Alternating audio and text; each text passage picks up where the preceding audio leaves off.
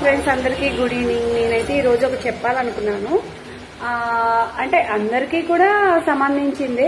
అందరు కూడా అవును అన్న వాళ్ళు ఎస్ అని టైప్ మెసేజ్ చేయండి. నాకు చాలు, అంతకుమించి ఎమోషన్ లేదు. అది ఏంటంటే ఇప్పుడు మనకి మ్యారేజ్ వెళ్తారు, అదే చేత్తో హస్బెండ్ కి పెడతారు అని కొడుకుకి పెట్టుకుంటారు. కోడలికి పెట్టడానికి ఏంటో ఇబ్బంది నాకు అర్థం కాదు. అమ్మాయి మీకోసమే కదా పని చేయడానికి వెళ్తుంది.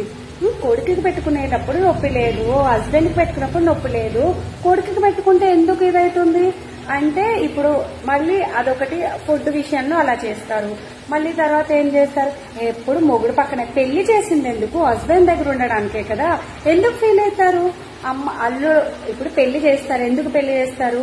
అమ్మాయికి అబ్బాయికి, అబ్బాయి అమ్మాయి దగ్గర ఉండడానికే కదా అబ్బాయిని ఇచ్చి పెళ్లి చేస్తారు. ఎప్పుడు మొగుడు దగ్గర ఉండకపోతే ఎవరి దగ్గర ఉంటుంది? అమ్మా నాన్న దగ్గర ఉంటుందా? అమ్మా నాన్న దగ్గర వాళ్ళ ఇంటికి వెళ్ళేదంటే ఎప్పుడు వాళ్ళ ఇంటికి వెళ్ళిపోయిందంటారు. అసలు ఏంటి మీ బాధ నాకు అర్థం కాదు. పిల్లల్ని కనండి మేము చూసుకుంటాము అంటారు. ఏమనంటే పిల్లలు మా అమ్మయ్య పాడేశారు అంతే.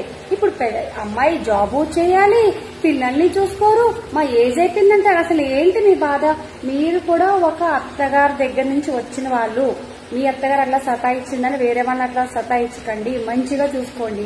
ఇప్పుడు మీ కూతురు అదే వస్తే ఎట్లా దోచి పెడతారు? మంచిగా దోశలేసి అదే ఇది తిను అది తిను, అత్తగారింటికి అదే. ఆ అమ్మాయి కూడా మీ ఇంటికి అలా వచ్చిన అమ్మాయినే, మీరు కూడా అలానే చూసుకోండి. ఆడబడుచులు కూడా ఉంటారు చాలా మంది, అమ్మాయిని బాగా చూసుకోండి. అంతేగాని ఊరికి అట్లా సతాయించి ఆ అమ్మాయి మీకులాంటి అమ్మాయే, మీరు ఆడపిల్ల, అమ్మాయి ఆడపిల్లే. ఇప్పుడు మా తమ్ముడనో అన్నయ్యనో ఇట్లా అయితే నేను ఇట్లా బిహేవ్ చేయను, మీరు కూడా అలా బిహేవ్ చేయకండి.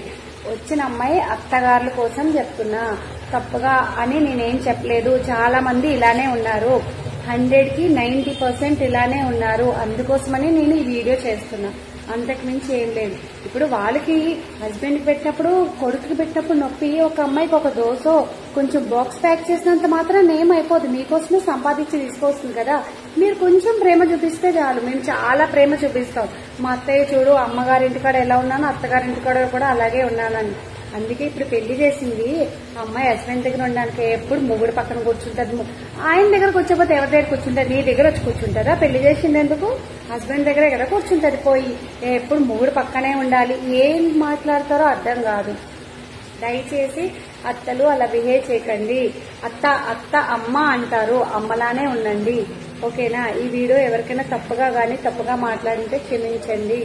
ఓకే, థ్యాంక్ యూ ఆల్ అత్తమ్మలకి అని అంటారు. ఇప్పుడు వాళ్ళతో పాటు ఆఫీస్కి వెళ్లే అమ్మాయి, అట్లీస్ట్ ఏదైనా పనికి వెళ్ళిన అమ్మాయి ఒక దోశ కొంచెం ఫుడ్ నాకు పెట్టేయండి అంటారు. ఇప్పుడు ఎలాగో అదే చేత్తో ఇప్పుడు మన అమ్మ నాన్న ఉంటారు. మ్యారేజ్ అయితే మ్యారేజ్ ఎప్పుడు అంటారు. మ్యారేజ్ చేసుకుంటారు. మ్యారేజ్ చేసుకున్న తర్వాత వచ్చిన కోడళ్ళేమో కొంతమంది, అంటే అందరు అత్తల్ని అంటలే, కొంతమంది అత్తల్నే అంటున్నాను.